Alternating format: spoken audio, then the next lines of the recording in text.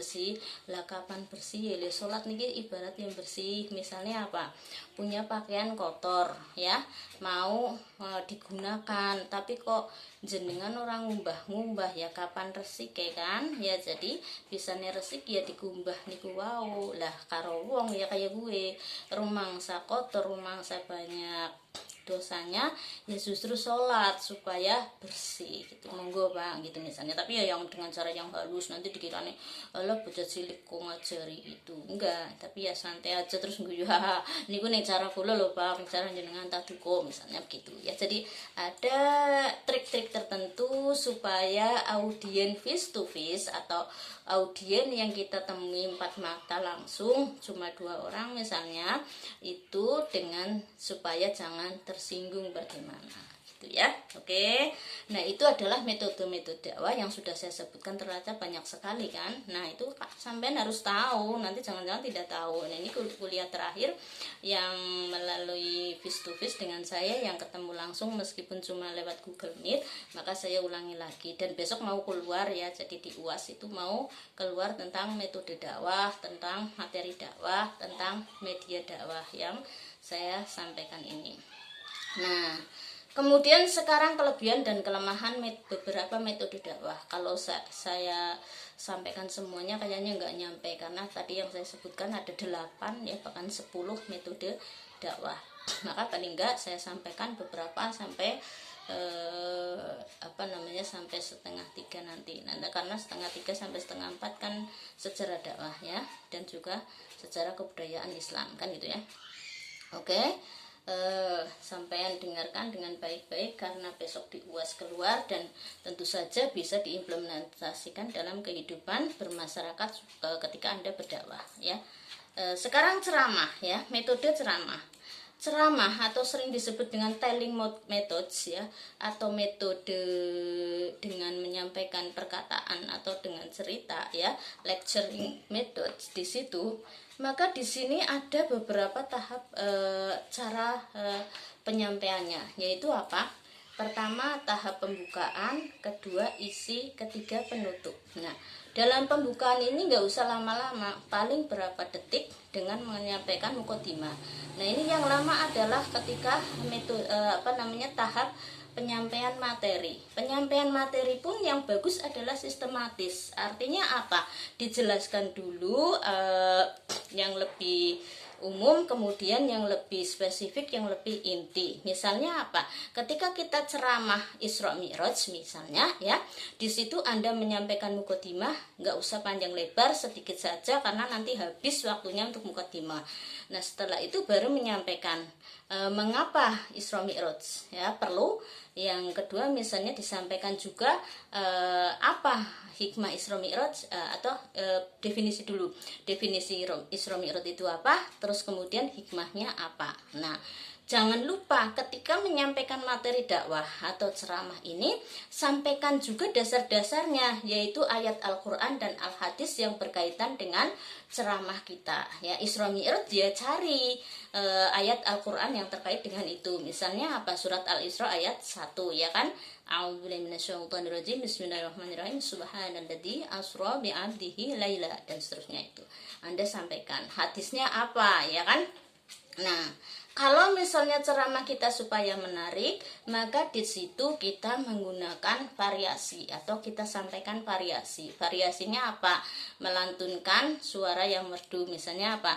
Pas ketika sedang menyampaikan ayat Al-Quran, terus kemudian Anda menyampaikannya dengan suara merdu. Misalnya di model tilawah bayati apa ya, dan sebagainya. Itu supaya indah. Atau diselingi juga dengan sholawat apa ya, sholawat Isra Mi'raj ya, yang berkaitan dengan kisahnya Rasulullah ketika Isra Mi'raj itu misalnya. Itu cara penyajian materi ceramah. Baru yang terakhir adalah penutup. Penutup pun tidak perlu lama-lama, tetapi yang berkesan. Kalau mukadimah itu tidak perlu lama-lama, tapi yang dapat menarik perhatian audien. Jangan lupa. Jadi misalnya Assalamualaikum warahmatullahi wabarakatuh gitu ya. Setelah itu terus mukadimah Alhamdulillah wassalatu wassalamu ala rasulillah, dan seterusnya.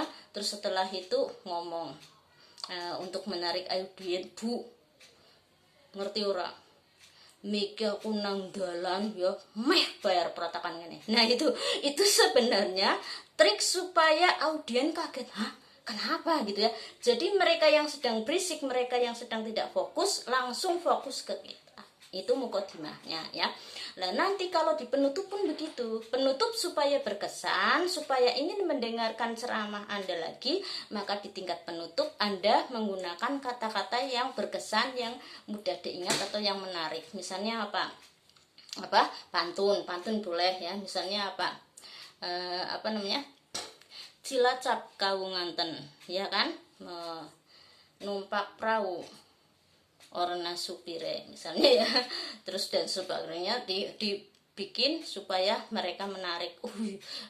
Iya ternyata bener kayak ngaji nih, kayak yang terkait dengan menariknya materi bisa. Dalam menarik dengan ceramah kita, misalnya Anda sedang menyanyi apa, zamane wisahir berkoro agama ora dipikir gitu ya. Salatullah salamullah ala taha rasulina. Misalnya lagi enak-enak kayak gitu, terus wassalamualaikum warahmatullahi wabarakatuh gitu kan, jadi tertarik lagi, asem lagi enak-enak mandek, jadi orang bosen gitu, terus besok lagi ngundang lagi. Itu ceramah caranya. Terus sekarang kelemahan atau metode ceramah itu kelebihannya apa? Kelebihannya satu, bisa bertatap muka langsung ya. Kedua, bisa dialog atau tanya jawab ya. Terus yang ketiga, bisa memberikan motivasi kepada mad'u secara langsung karena bisa bertemu. Yang keempat, bisa mengetahui reaksi mad'u secara langsung ya. Dan bisa menyambungkan rasa mawaddah di antara dai dan mad'u secara langsung. Itu antara lain. Terus sekarang kelemahannya apa? Kelemahan metode ceramah di situ antara lain adalah ceramah secara langsung ini ya, yang tidak direkam itu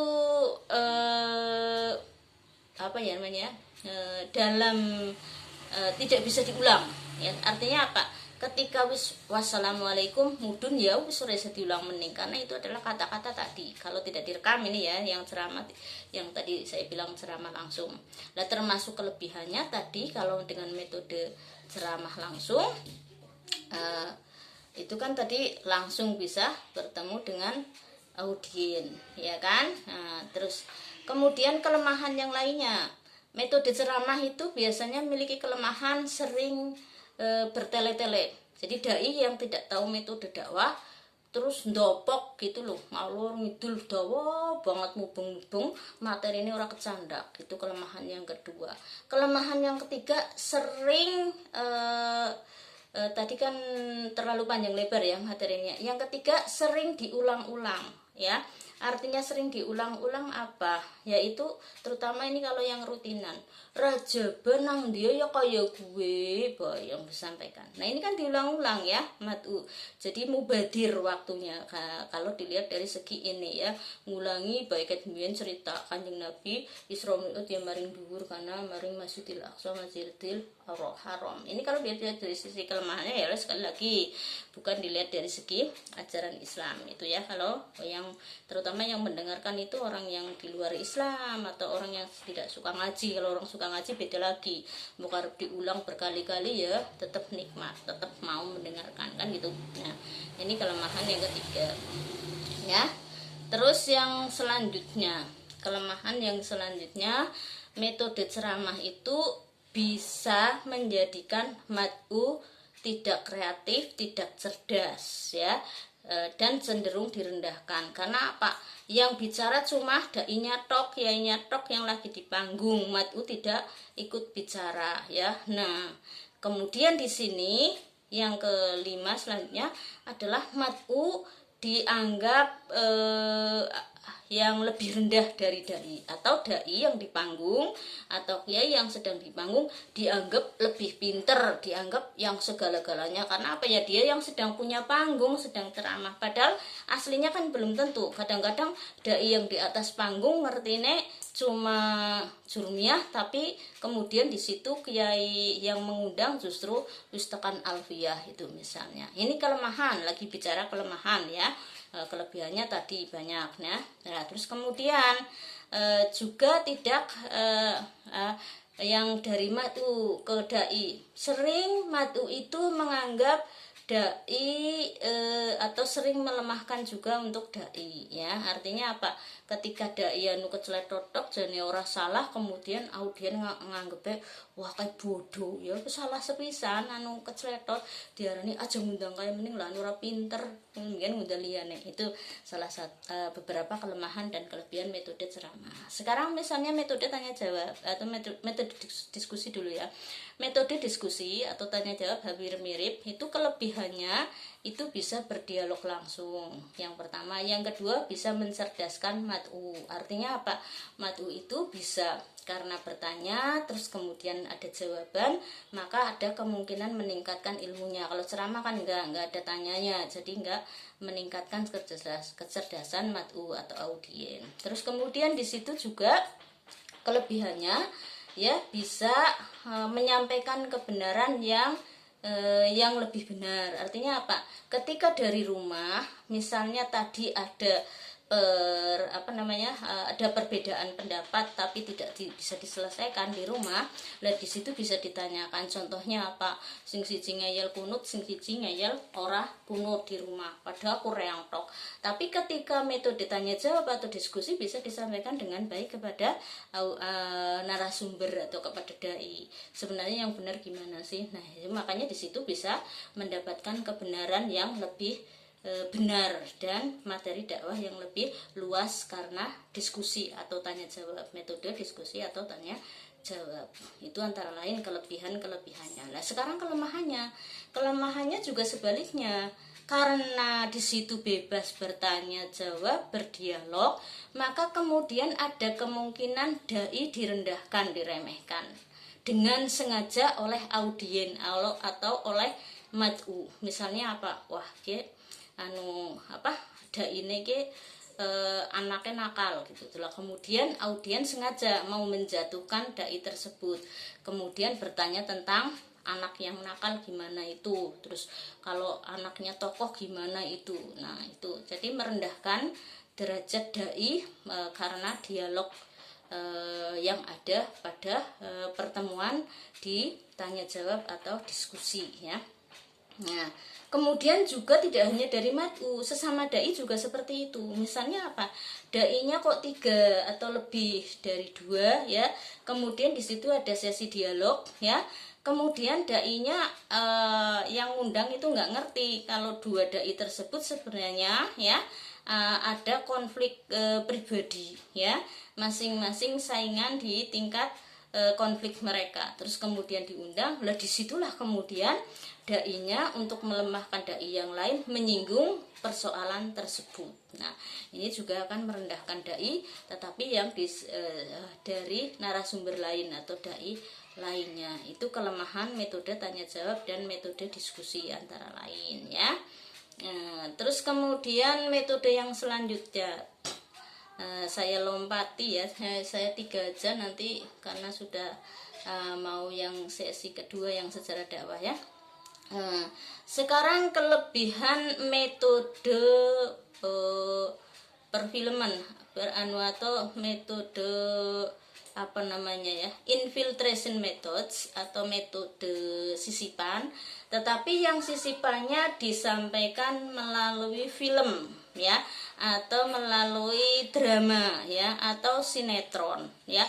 Kelebihannya apa? Kelebihannya kita bisa menyampaikan materi dakwah melalui sinetron, melalui film dengan cara yang menyenangkan, dengan banyak ditonton oleh banyak orang karena masuk dalam film, sehingga ketika yang nonton banyak orang itu menjadi kelebihan, ya kan? Terus kelebihan yang kedua apa? Kelebihan yang kedua bisa menyampaikan ajaran Islam dengan materi yang ringan, disesuaikan dengan penontonnya gitu ya, atau dengan cara yang menarik, misalnya humor ya. Misalnya seperti apa, film apa, yaitu film Upin Ipin ya. Upin Ipin itu ada sisipan dakwahnya ya kan, bismillah dulu, bahkan Upin Ipinnya juga ngaji gitu ya, itu yang kecil. Terus misalnya yang ketika di sinetron itu ada misalnya sinetron Hidayah, terus kemudian sinetron yang lainnya juga ada yang di situ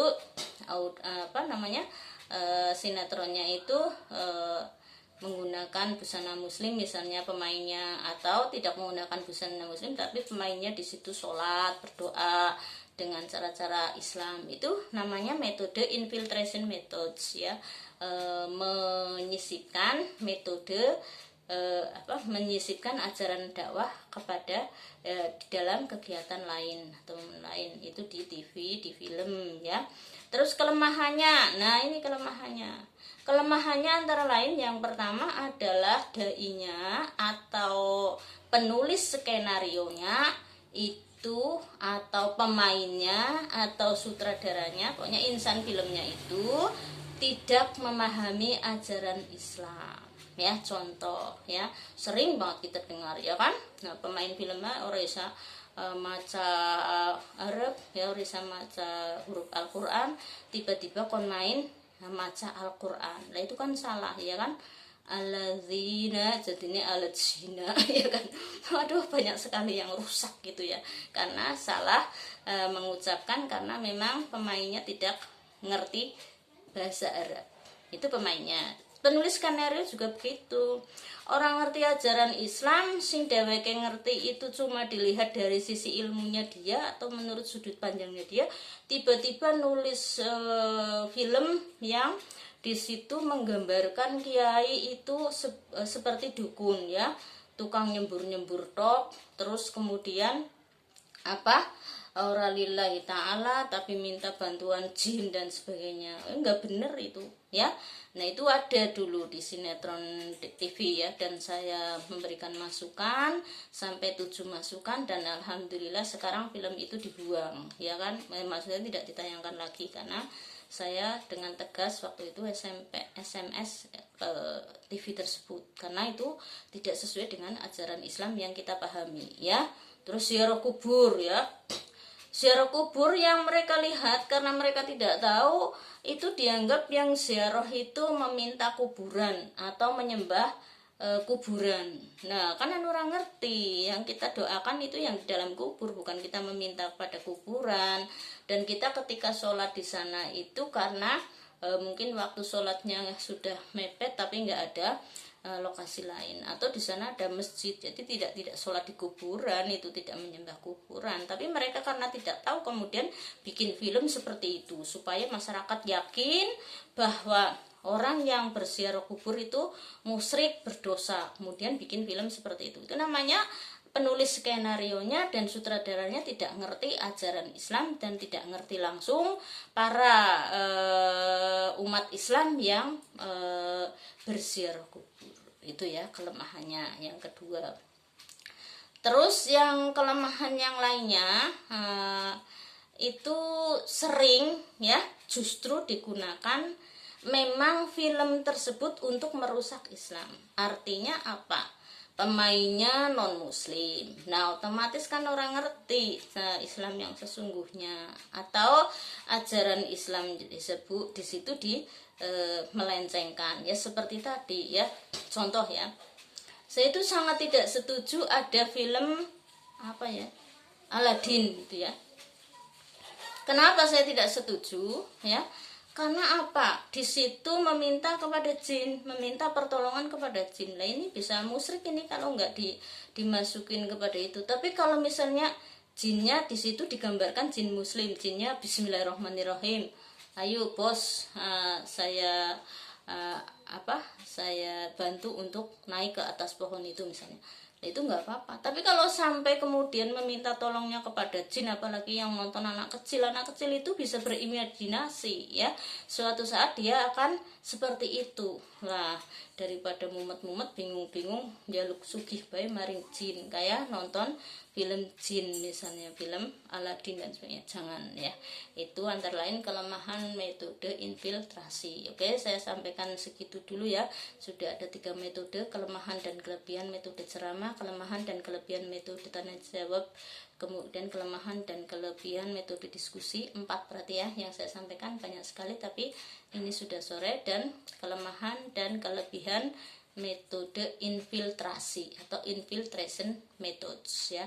Kalau di sekolah juga seperti itu, termasuk infiltrasi. Artinya apa? Anda cuma guru matematika, tapi di situ Anda mengajari anak-anak, ayo anak, sebelum mengerjakan soal kita bismillah dulu, kita berdoa dulu kepada Allah. Itu juga sudah infiltration methods. Artinya Anda menyisipkan ajaran Islam di dalam materi pendidikan Anda, di dalam kegiatan mengajar matematika Anda. Oke, saya kira cukup sekian untuk jangan pergi, tapi saya mau menyampaikan tentang sejarah dakwah. Dan untuk yang semester 3 monggo masuk, mau saya mulai kuliah sejarah kebudayaan Islam. Saya siapkan dulu materinya, monggo yang semester 3 juga masuk. Jadi kalau khusus season kedua ini adalah paralel semester 3 dan semester 1 ya. Nanti fokusnya berbeda-beda, soalnya juga berbeda seperti UTS kemarin ya. Disampaikannya sama-sama sejarah kebudayaan dan sejarah dakwah. Nanti kita fokus soalnya yang berbeda dan fokus perhatian Anda juga nanti kemana gitu ya. Oke, karena kuliah online tadi kudune ngirit waktu kan gitu ya.